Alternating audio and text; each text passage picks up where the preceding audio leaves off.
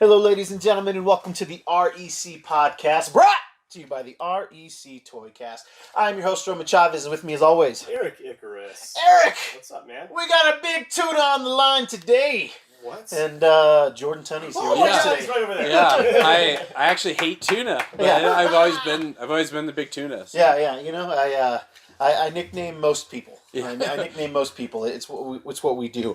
You can follow us on Instagram at REC Podcast. You can follow myself at Roman REC Podcast, and you can follow the bomb dude. Gulag_J_Wielden. Eric, I feel like you got done up today. I feel like you're really exuding bomb dude status today. Oh no, is that work? You're wearing I was doing light that. blue jeans. I am? I Is don't. that freaking you out? Yeah. In blue? Yeah, like did you just get off some type of hipster farm? I'm very curious. You guys, Close work. Yeah, you guys farm hemp. You're not even cool enough to go Yeah, I full can't tell you where full MJ, but you've got some hemp going on. Gentlemen, thanks for being here. It's good to see you. Jordan texted me the other day. We were conversing, and it was the day of mothers, a Mother's Day, if you will. Right. And we kind of want to talk about our favorite moms. We all love mom. We okay? do. Yeah, sure. For the most part, when you think about it, yes, your blood parents, they raise you, but I think our generation a lot, we sat in front of that TV. So we had some TV moms, we had some movie moms, and I want to hear about the mom that you're like, you know what? If mine wasn't here, Right. this is the one. I'd pick right? you up. I'd pick you up. You're the mom for me. Big Tuna, start us off. Oh boy, yeah. So I was trying to think through like what moms, TV or movies. What's a mom that I love? That maybe wasn't as emotionally distant as no. Love you, mom. Told me I love me. And actually, my first one, I'm gonna double dip. It's a mom from a TV show and a mom from a movie. Oh. Yeah. If Here we you go. say the mom from Harry and the Hendersons, I'm gonna lose my mind. No. Was it? It is not. No. Actually, I'm gonna go, and I will be interested to see how this goes. Morticia Addams from the Addams Family. Wow. Yeah, yeah, and I Choice. was trying to think through. I was actually just I just like Googled like TV shows, and I was trying to think through like because I was like I want to go through and like think through like why would I pick one over another, and what would be like a characteristic, and I was thinking about it. I was like, man, first of all, like she's got a few kids, and she seems to provide a modicum level of safety, and that's an important thing for a mom. She can rock a black dress, Yes. absolutely. And trying to think through like because the TV show it was a lot more focused on like the comedy, like it was it's got this horror like gothic kind of vibe to it, but ultimately like it was a family friendly show. But then with the movies. And obviously Angelica Houston playing Morticia Addams, it has more of like that gothic horror, and it's got like more black humor.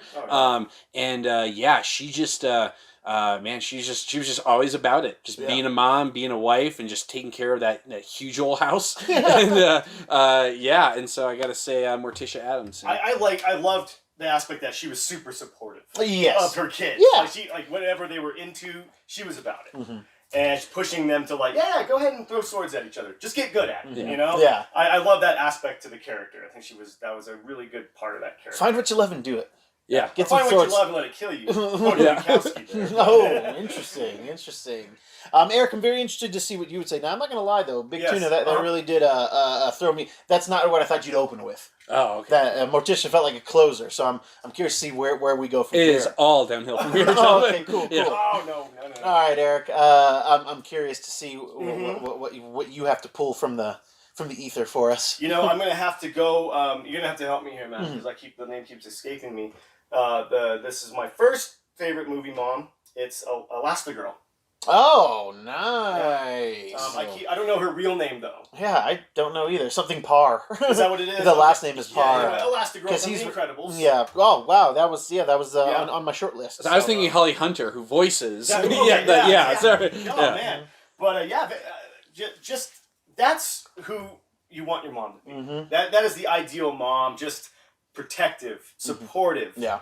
Badass. Yeah. You know what I mean? It's an all-encompassing mom role. And just the lengths that a mom will go to for her kids. Shown right there, And then and then having the subtle. I mean, a lot of people will probably know this, but the subtle, not so subtle power of her stretching. You know, because moms stretch themselves too thin. They have to, have to go over and under everything. So they have to be flexible. Flexible. That's what she would say. There you go, man. Oh, I like that. Yeah, that was a good one. All the like the dad being the strong, supportive, and the kid with all the energy, the girl that like puts up barriers. Yeah. I mean, there's all like the baby's like happy and then scary. I mean, all those. Yeah, it is kind of like it's all those layers. But yeah, the fact that she's kind of always stretched too thin. You know, doing everything. Yeah, but always manages to get there. Yeah, and just awesome, perfectly casted, voice casted too. I think she did a really great job with that. Yeah, one that holds the family together. Totally, totally. And I loved the dynamic switch from her in the second movie when she had to go to work. Right, it was like she had to go to work, like she was chosen. Right. And the dad's got to stay home and take care of the kids. And Wait, how is that working out? I'm feeling good. Yeah, I'm feeling good. Yeah. I don't feel stressed. These moms are always complaining. It's easy, guys. It's super easy. Robin, why are you crying? Where did that bottle of Merlot come from? I like that. Elastigirl is a great one. And even though it's animated, which I didn't even really venture that much into animated, she was on my list. Oh, cool, man. But I'm gonna take a left then, and I'm gonna go animated. Oh. And this is a new one. Right on me, man. Laurel Lightfoot from the movie Onward. You haven't seen that one yet, I don't think. No, that's the that's the most recent one. I haven't seen that one. Great story. A mom, 2 sons. The father dies of like cancer or something, and it kind of picks up later on in their life, and she's just kind of fun. She's out there doing the like Taibo type stuff, but she's like wrestling with her boys. Sure, yeah. And there's a great scene in there, and I actually posted this on Instagram a few weeks back, where she has to help her boys like fight a dragon, basically in this world, and she gets like knocked super far, but then there's just like big sword. And earlier in the movie, she's doing her workout, and it's like the Mighty Warrior workout. And she picks up the sword, and she looks at the camera, and she says, "I am a mighty warrior," and then rushes the dragon. And it's such a great scene. It's such a great mom moment. Totally. And it was just fun. It was just like, and she was supportive of her boys the whole time. Right. In their crazy scheme, she wasn't like, "Oh, you can't do this," or "You shouldn't do this." She was just like, "Well, let's tackle this together," and then they go off and do boy stuff. Totally. So it wasn't ever about like stopping them. It was about like, oh, we got to make sure they're okay, and it's just great. Or just being involved too. Yeah. And then I haven't seen it yet, but I can glean that she's taking on a father role too. Also, doing the rough housing, getting into kind of the boy stuff. You know, so. And I know there's a lot of single moms, me knowing a lot of them, that they have you to making a lot of them. I was gonna say, like, what circles do you run in that you know so many single moms? I do work in a restaurant. But a lot of them have to take on the father role as well. So they have to find a way to give them the fatherly advice. Yeah, and be rough and tough. Yeah, you got a rough house with them, and then sure. I've got girls, so I have tea parties. I get my nails done. I brush hair. You gotta wear a lot of hats. You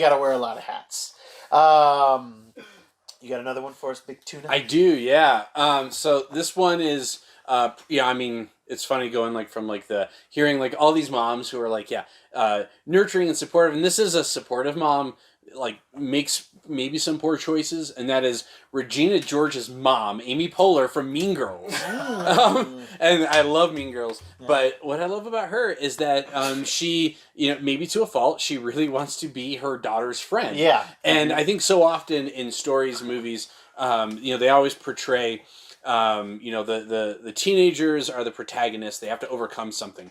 And more often than not, they're being told by their parents. They're being told by their teachers. They're being told by whoever, you can't do this. They're the obstacle that often has to be overcome. Sure. Like, here's this mom who's like, ready to party, and just kind of, and it's like, inappropriate. Mm-hmm. Maybe not like the best mom. Mm-hmm. She didn't produce maybe the most well-adjusted child. But I can at least appreciate the effort that she's not the absent parent. She's just overly involved. Right. I think we all had that friend that had the mom that was, or parent rather, that was trying to be too cool, trying to be one of the gang, and it's not cool. No. It's beyond this. It's just beyond. It's almost creepy. Yeah. Honestly, it's like that friend, it's like their parents are still, they're kind of hippie-ish almost, at least the ones that I met, and hey, you know, sorry, we're going to Bonnaroo, but I had to sell the mattress for food.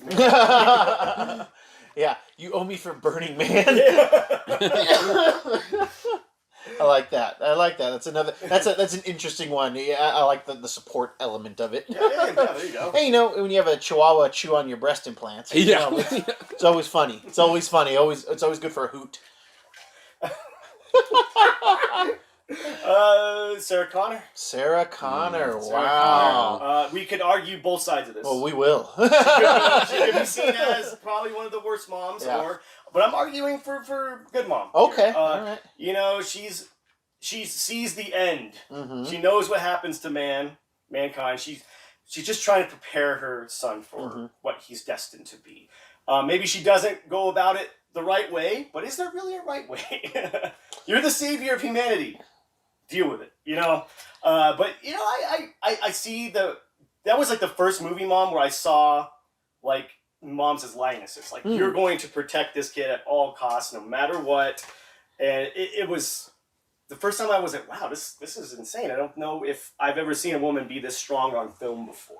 You know what I mean? So I'd seen Terminator 2 before I'd seen any of the Alien movies.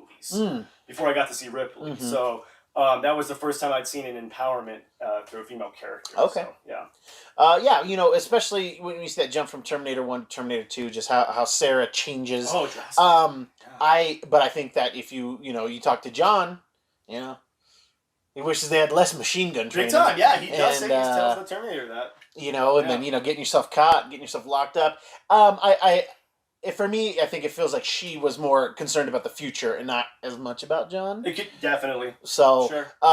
So I would disagree with you there. Like, I think, you know, she did what needed to be done, but man, that sucks. That's and you feel like there would be that warped justification of like, the way I'm showing I love you is preparing you to keep our species alive. You know, like, you know what I mean? Like, where it's almost like a justified self-sacrifice. Like, yes, like, I didn't come to your T-ball games. Like, I get that. But all the kids are going to get nuked at the park while I'm holding the fence. So maybe suck it up and eat your ice cream, kid. You know, like, exactly. Yeah, I took you to Mexico. You get to hang with all these Mexicans. They just got guns everywhere. You know, sounds like an awesome childhood. Yeah, that was such a cool scene when they go to that when they meet that. They Mexican. pull the guns. Yeah. Oh, it was such a crazy scene. Such an awesome scene. I'm going to counter yours, Eric, with I think an underrated. But once I say it, I think you guys will know. Maybe not you as much because it's. I think you might still have a spot for this movie. Okay. But Mary Rowan Gardner. Oh, yes. From the Rookie of the Year. Rookie of the Year. Yeah, Rookie of the Year. Yeah. Do you remember that movie? I do. Okay. You know, kid breaks his arm, gets super strong arms. Gary Busey, I think, is in the movie. Gary Busey, yes, a very like level. Yes, very level. His lithium level must have been on just right on point. But this is a mom who, you know, raises a son, teaches him how to play baseball, but like he doesn't. Oh, my dad was a baseball player. You know, so she was such a good mom that she created this like father figure for her son. Mm-hmm. And you know, in the climax of the movie, after he's lost his power, you know, he looks at his old glove that was his dad's glove, but he pulls off a tab, and it's his mom's initials. Yeah. He gets baseball from her, and he just like figures it out. You know, he puts it all together, and you know, he's able to pitch a. So he throws like a girl, basically. Oh well, in that last throw, he does. He really arcs it out. Yeah, he does. He does like an underhand. He does an underhand. Yeah, he does a floater. Yeah, we playing t-ball here. Yeah. And I thought it was a very sweet moment. Sure. In film, a great mother-son moment, and you know. What happened to the dad? Did they ever say? I think he left them because there's a scene where they're arguing. The guy that she starts a little bit of a romantic relationship who works for the team, he ends up telling there's a whole personal thing about sponsorship and he might get traded to the Yankees, and he says something about how your dad was just some guy that left town, and the mom like literally I think she punches him and pushes him off the stairs. He like falls onto the sidewalk and she's like, "You never talk to my son again." You know. That's right. Yeah. That's right. Yeah, the guy she's dating, right? Yeah, that's right. Yeah, he's like trying to get a contract. He's upper level. He's like upper level, like trying to work out a deal with the Yankees behind the owner's back. Yeah, that's right. Yeah. Oh wow. It's weird how all those old baseball movies from the 90s kind of had that same premise. Like Sandlot, kind of new dad. Dennis Leary playing the new dad. Angels in the Outfield, absentee dad. Yeah. Trying to get him back, I guess, through the court system. Yeah, man, I never saw it. Which, by the way, oh my gosh, yeah. So young Joseph Gordon-Levitt, yes, Christopher Lloyd, Christopher Lloyd, Danny Glover, Tony Danza. It's got a pretty, it's got a good all-star cast. But the thing about that movie is, like, the whole premise is based on this idea that the kid is like, Dad, when are you gonna like take me home? And when the Angels win the pennant, he's being sarcastic. He's like, it's never gonna happen. And so then that creates this whole thing where the kid prays, and he's like, if they can do this, my dad's gonna... So it's like the whole plot is predicated on this kid not getting sarcasm. I know. And it's like at no point did Christopher Lloyd or anybody else just be like, hey kid, listen, this is great, we're winning ball games, but by the way, your dad is garbage. Yeah. You know? He's being sarcastic. Yeah. Man. Oh, see, I never actually saw it. That's rough. You've never seen Angels in the Outfield? No. What? I'm not big into sports movies that much. But I have seen a lot. But like, I hate the Mighty Ducks. Yeah, I hate the Mighty Ducks movies. How about the Big Green? Okay. Big Green sucks. I like Sandlot. Yeah, Sandlot doesn't. Sandlot's great. I like Rookie of the Year. I don't like. I never saw Angels in the Outfield. Wasn't he in another? A Kid in King Arthur's Court was like also a baseball movie. He was playing baseball when he like fell into the hole. Flimsy. Got it. But yeah, underrated baseball movie from our '90s childhood though is Little Big League, in which the kid he doesn't play baseball. He gets the Minnesota Twins. He becomes the owner of the team. Yeah. So he becomes his grandpa owns them and passes away and like bequeaths his team to the kid. So it's interesting because he's not the one playing. Yeah. But like there is like that dynamic where like he's got to like get a relationship with the clubhouse with and the stuff. players. Yeah, with the players and stuff. So it's a little fish out of water. But I think once again, they're all just partying. No dad, right? No dad. No Yeah, dad. I was gonna say no dad. Yeah, because the mom starts a relationship with one of the players, and I think he says he's going to trade the guy. Like, he gets upset, and he's like, you're dating my mom? I'm going to trade you. It's like, man, that's... Oh, my gosh. Power hungry. Yeah. Go for it. Yeah, so I do have a mom, animated mom. Yeah, cool. Yeah, she's been around for about 32 years, 31 years or so. Marge Simpson. Hey! Yeah, and the thing about Marge Simpson is that, like, one of the best things about Marge is you can tell her disapproval with just that, sound of that sigh that she makes. I mean, Homer, she loves Homer, she loves her kids. Yeah. Sometimes she has to do things for herself, like when she does the Thelma and Louise, when she becomes a cop, there are some really good Simpsons episodes that center around Marge. Oh, definitely. But the episodes that don't center around her, she often she can be funny. She can be witty, but she also has the levelest head in the house besides Lisa. So she does kind of have that and not to say that not to contradict myself that she's trying to take away her kids' and husband's dreams, but she does ultimately always express her care for her family, for her husband, and stuff, and just keeping that hair the way that she has, high and respectable, high and tight. Marge is a classic. She's I respect her more as a wife because obviously Marge was kind of dimed up in high school, Those guys, and the thing is, she never expected Homer to be anything else. Like, she's like, oh, this guy's a heavy piece of crap who's going to go bald, but he's got a good heart. He's got a good heart. He's got a good heart. But but Marge could be all dimed up. She could be married to Mr. Burns. She could be married. What's the Artie? Yeah. What's the rich guy? Who's the Namor to his Mr. Fantastic? She could have it all, but she wants Homer. She loves Homie. Those left-wing kids, Eric, do you have another mom for us? I have another that I like, or do we want to go into our dislikes? Well, then here I've got one last mom that I really like. Go ahead. Okay, I have one too. Okay, go ahead. Jill Taylor. Oh yeah, Home Improvement. Home Improvement, man. Which still to this day I still call the show Tool Time. Tool Time, yeah. Jill Taylor. Keeping it down, raising 3 boys with a lot of crunchy socks. A lot of crunchy socks with a a husband who has, severe inferiority complex, who doesn't understand basic language, really. Yeah. But grunts a lot. yeah, exactly, Yeah. exactly. And she's mildly dimed up for a '90s mom, Sure, and she seemed really cool. She seemed like food. Okay, don't do this, but also thanks for fixing this. I always loved it when Tim would fix something and it actually worked. It was kind of cool. He supercharged the garbage disposal. More power. Yeah. You guys hear that? I feel like I'm hearing a Father's Day show coming up as well. I think it's down the pipe. I think there was a lost episode of Home Improvement where he supercharged her vibrator. Oh my gosh. Yeah. That's more power. Oh no! All right. No, we don't abide by that. All you hear is. Oh, God. But okay, yeah. So my last one, and this is gonna sound a little.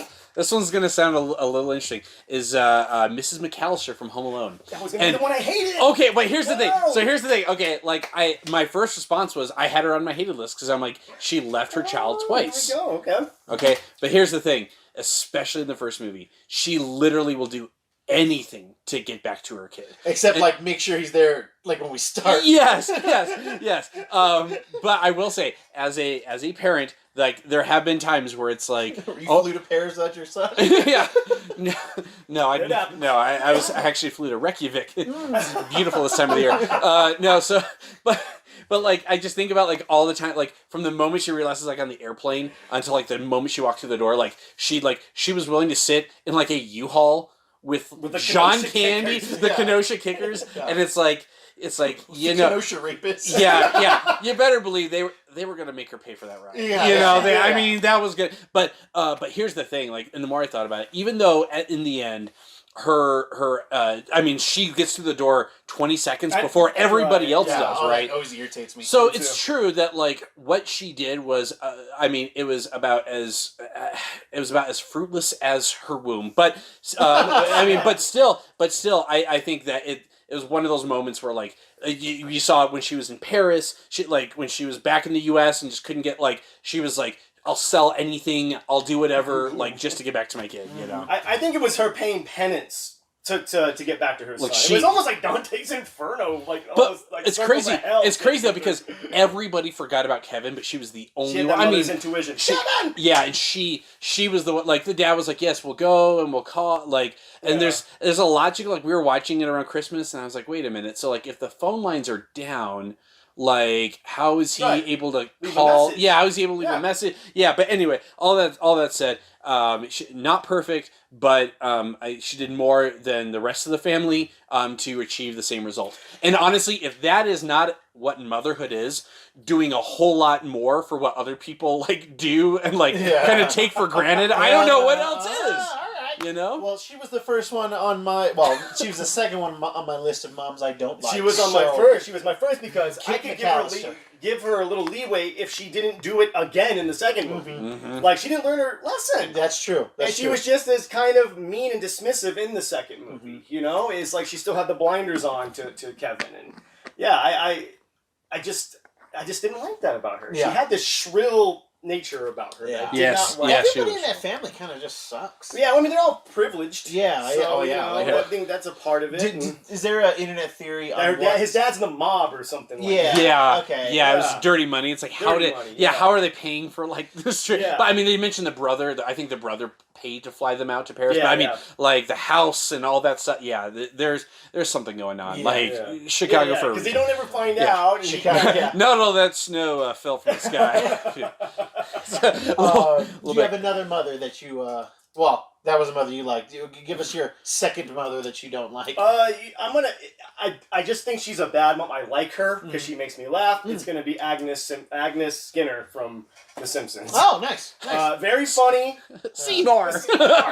My favorite Agnes Skinner line is, which apparently Agnes means child of God or Lamb of God. Apparently, yeah. She says. I guess she sent Seymour out to start her car, and he can't do it. She's like, you start a car as well as you start a family.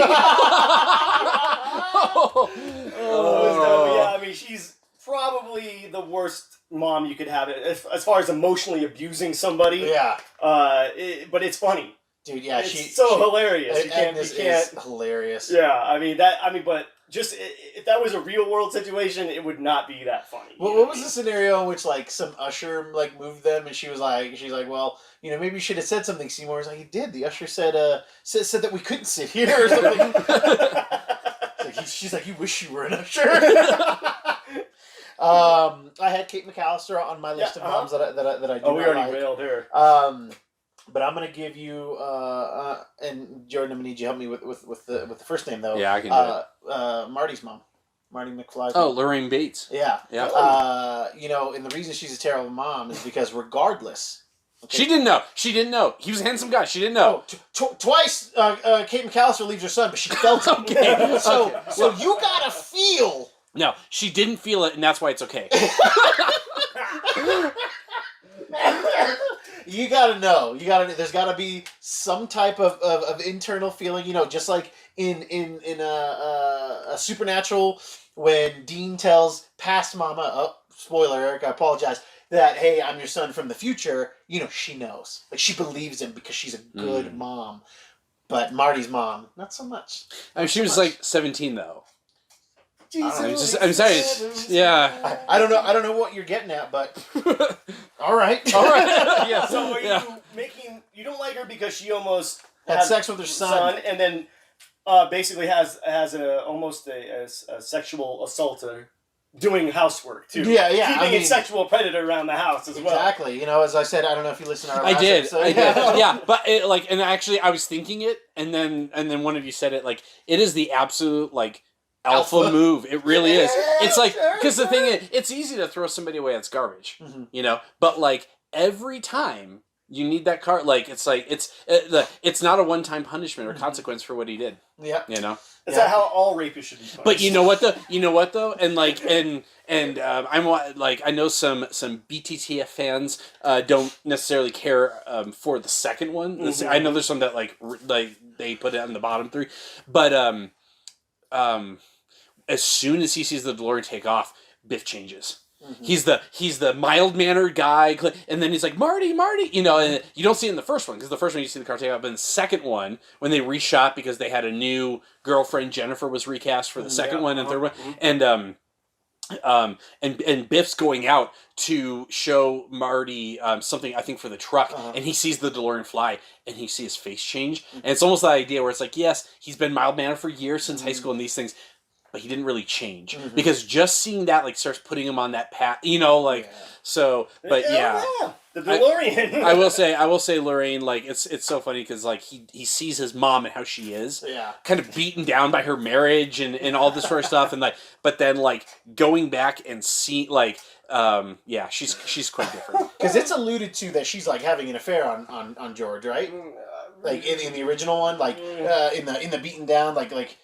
I don't think she would. I never got that. I think she doesn't have the self-esteem to go out and have an affair. Gotcha. Yeah, she just kind of she seems like she maybe drinks a little bit more than she should, and just kind of not much of like a homemaker. Like their food is all like I mean she's got the kids, but like the kids weren't raised really well, and like the son went from like working like a fast food job to like having a corporate job, and it's like all of these little things. Jeez. Because George had the confidence to say, which is interesting, right? But it's interesting because I mean, with time travel movies, there's always like the what ifs and all the things you don't know. But like in the original timeline, there really is no reason to think Biff assaulted her, because if George gets hit by the car and these things, they dance at the under the sea, the enchantment under the sea dance. But I don't think they ever make any allusions to the assault happening. So maybe the assault didn't happen. It was going to happen because of Marty's intervention, because they were parked in the car. George would never have parked in the car with Lorraine. That's a good point, man. He was super scared of her. Yeah. So I mean, but it's one of those things where it's like, so it's a crazy theory. It just broke my brain, and like I don't even care about moms on the show anymore. Oh, dude, let's jump into time travel. Dude, this quarantine has put me like I am like elbows deep and like Back to the Future, like fan theory. Yeah, it's more like Charlie from It's Always Sunny, with my red string and everything. But yeah. Sylvia. I have a mom that I don't particularly care for, and it's from a movie that I love. It's Dana Barrett from Ghostbusters. It's really Ghostbusters 2 because she's the mom of Ghostbusters 2. Right. And my philosophy is, first of all, she shacked up with a musician, the musician from the first one, who like, oh, you're pregnant? Oh, I got a job in Europe. And she's even dismissive of that. Yeah. She tells Peter like he had a great job opportunity, and it's like, okay, first of all, don't make excuses for this guy running out on your kid, right? But the other thing too is like, with all of the stuff that was happening around like New York City, this would have been the great time to get out of the city, and like they stick around and you know, maybe it's because everything that's the Ghostbusters are doing, she wants to be like close to Peter, like it. But I don't know. I feel like she made a lot of poor choices. And ultimately her kid was almost possessed by Vigo. You know, yeah. And to be honest, I mean, Dana, one of the things I like about Ghostbusters is like the Ghostbusters really do carry the weight. It's not like a Deus Ex Machina. It's not like I love Rick Moranis strapping, you know, the proton pack on and like blasting the museum. It's not doing anything, but like he thinks it did. But it's not like the idiot that like drops something that rolls and hits something. You know what I mean? It's like Rube Goldberg nonsense that makes something. You know what I mean? Ultimately, what stops Vigo is the fact that they crash through the ceiling and they hear the positivity, like outdoing the negativity, and the Ghostbusters just happen to be there and then finish the job, you know. And bringing the Statue of Liberty all the way to the museum, boss move, by the way. Unnecessary. Probably didn't have to happen. You could have just put a helicopter. I'm glad it happened. I'm sorry. Like who? Yeah, exactly. What was the rationale? Like, oh, we could fly a helicopter and like have ropes. Or we could move a statue. And I don't understand how they're supposed to inspire like hope. Like that would inspire fear in me. Yeah. If the Statue of Liberty is not only walking, but literally has the flaming torch. It has the flaming torch. Yes. And it's perusing through our town. Yes, post 9/11 New York City. Like, oh my gosh. Ghostbusters can't work now. Can't work no way. No. I have a weird one for you. Okay. And I love the side stuff, but I do have a weird one for you. Sure. A movie that probably neither of you have seen. Okay. Based off of a book that probably neither of you have read. Oh my god. If you say it, because I think it might be the one I was going to say. Sarah Fitzgerald from My Sister's Keeper. My Sister's Keeper. Okay, I know the premise. It was a novel, and I've read the book. And all right, well, I know the book. I'll just go sit over here. But I know the book and movie ending. I think they're different. Yeah, they're different. And you know, this is just for our listeners who don't know. My wife actually posed this one, and she loves the book. She thought the movie was all right, but you have this. If I remember everything correctly, you have this child that's born, is terminally ill. So the parents basically have another child to like get spare parts from to like save their first kid, basically. And it's just like this, you have this mom who's trying to do everything to save her child, including make another child. Right. And it's just like it's like, is that a good mom? Is that a bad mom? And then doesn't it become kind of like a Sophie Strait where it's like, is it okay? Like, because I've made a relationship now. Yes. Like, but is she like distant from that one? She is distant, and like they even go as far as to like she's a test tube baby. Like they really try to make it not emotional because they needed marrow and they need all these parts. You know. Yeah. But it yes, I can make the argument. Yes, that's a great mom doing everything she can for her child, but at the same time, once you create life, that is your child. Life, no matter what, finds a way. Yeah, finds a way. Precisely. Yeah. So. That's very interesting. It is. I don't know where to take that. Yeah, it's awful, but at the same time, it's like, well, I can do anything for your kid. Yeah. That's intense, man. Mrs. Roman RAC podcast posed that to me, and it does make for an interesting topic. But maybe that's for another show. Could be. Eric, do you have any other terrible moms? This is the mom that I don't like the most out of any cinema I've ever seen. Yeah. And it's from a movie called Precious, based on a novel, Sapphire. Pushed by Sapphire. Pushed by Sapphire. Yeah. And it's Monique plays Mary, the mom, and just probably the worst human being, dude. Yeah, it's I've ever seen in. I couldn't even sit through the movie, and it's I hard. get that this is based off the novel Pushed by Sapphire. Yes, but I don't believe it. So I mean, okay. I've heard worst cases of child abuse, and so I very much believe it, but. I don't know. I think it's just the way it was acted. It was. No, I don't believe Sapphire. I don't believe Sapphire. Yeah. I don't believe Pushed by Sapphire. I believe is her Christian name.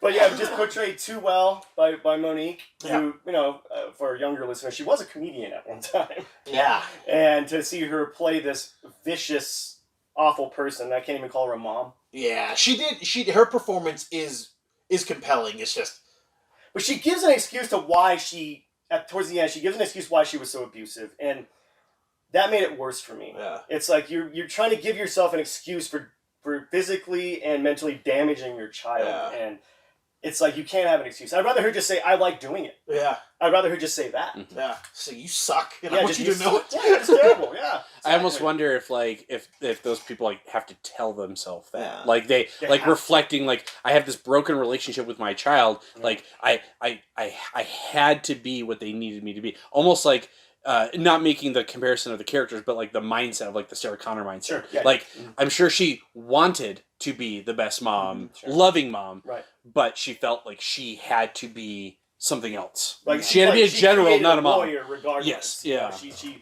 She created a child who, coming from abuse, but now this child is super strong going into the world, but at what cost? It's heavy. I want to see the Sarah Connor Precious version. movie. Precious movie. Yeah, she's beating John all day. No, she. I want to see the Home Improvement version of that. Where more power. She gets the message. She says okay, and then she just speaks out just to say, "If you give me till 75, do what you want. I won't raise him this way. I won't stop you. I just want to live my life. I want him to live his life." Right. That'd be an interesting story. like, hey, we just want to live. I won't raise him to be the savior, but like, give me a little bit of time. Give me a little bit of time. Well, kids, I think that's our show for today. If you like what we're doing, please hit the subscribe button. Leave us a like and give us a comment. Give us a like, leave us a comment. Either way, tell us some of your favorite film or TV moms. I do want to give a quick shout out to our own mothers. Good stuff. And I want to give a special shout out to Jordan's mom, who one time made us all a burger bar, I guess you would call it, at a barbecue. That was, I'm still talking about it. It was a while ago. But it was the best burger bar I've ever participated in, and it changed the way that I think about how you have burgers at barbecues. I do gotta give a shout out to a mom. This shout out goes to my wife Deja. She's awesome mom. Our son's super blessed to have him as a mom. I love you. He loves you, honey. Please come home. Got to get a shout out to Danzig. Yeah. From mother. Oh, there you go. There you go. And shout out to again Mrs. RAC podcast with the heavy question, with the heavy suggestion. She helped me compile the list. She was talking about Elastigirl too. So she makes this whole thing go around. Eric, do you have any final thoughts for us today? No. No, you got it. No, I got nothing. Got it. Yeah, this was a weird. Love you, Mom. Love you, Sarah Connor. Love you, Jill Taylor. Guys, thank you guys so much for listening. I have been your host, Roman Chavez. I'm still Eric Icarus. And the Big Tuna with us again, setting sail, doing all that nautical stuff. I appreciate it, all right? And we will see you guys on the next show.